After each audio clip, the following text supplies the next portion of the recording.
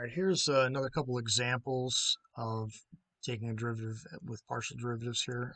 We've got our function z is e to the yx or xy. We're looking for the derivative of z with respect to x. We'll do that one first.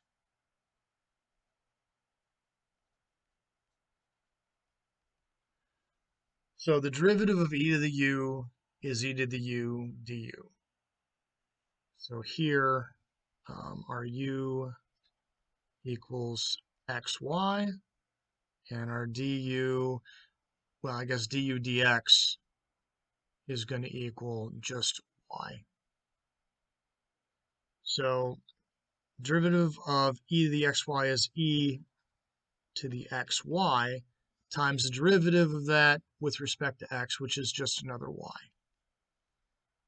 And we can put the y out front in front of the e to make it look a little cleaner.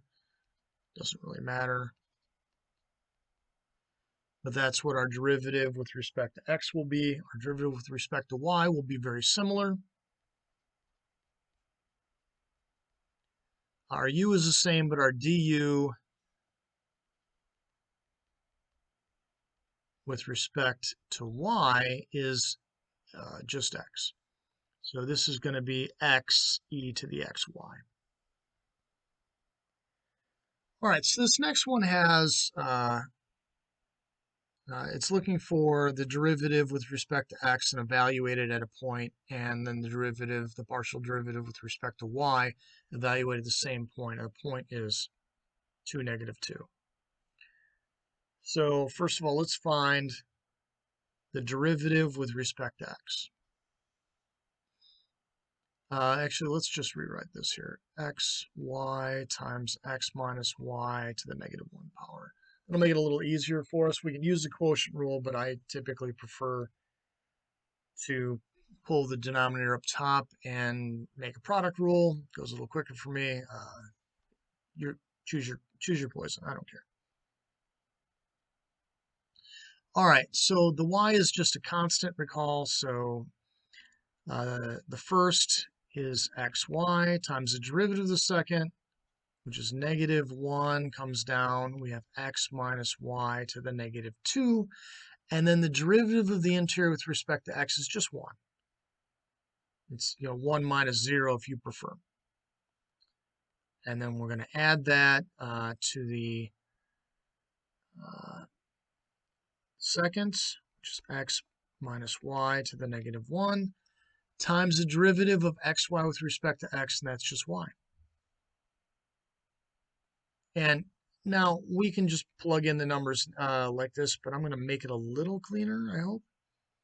All right, so this rewrites as negative xy over x minus y quantity squared plus 1, excuse me, there's a y up there, y and then x minus y to the first power, whatever. So f of x evaluated at the number 2 and negative 2, we just plug in those points. So that gets us negative 2 times negative 2 over the quantity 2 minus a negative 2 squared, and then negative 2 over that 2 minus a negative 2. So that gives us positive 4 over, we're looking at 4 squared, which is 16. And our next fraction is plus a negative 2 over 4. So we have 1/4 minus 2 over 4, which is negative 1 over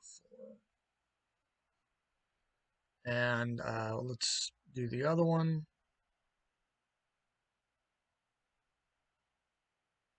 So we'll rewrite this f of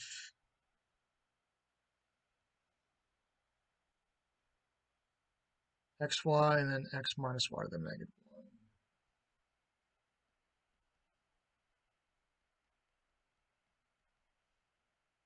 So our function equals this. Function of x and y equals that. So the derivative with respect to y, again, the first times the derivative of the second, which doesn't change a ton. And then the derivative with respect to y is actually -1 here. And then we have the second times derivative of the first, so with respect to y gives us an x. So we have two negatives here, so that's positive xy over x minus y squared. And this is just x over x minus y to the first power. So f of y, excuse me. So the derivative with respect to y at the points 2 and -2. So 2 times -2, and we determined that was 4. And this is just 2 over another 4. So that gives us -4 over 16 plus 1 over 4, and, excuse me, 2 over 4, which is -1/4 plus 2 over 4, which is just 1 over 4. So it's close to what we had before. We had -1/4, and now we have positive 1 over 4. And we're going to actually talk about that sort of negative connection in a little bit.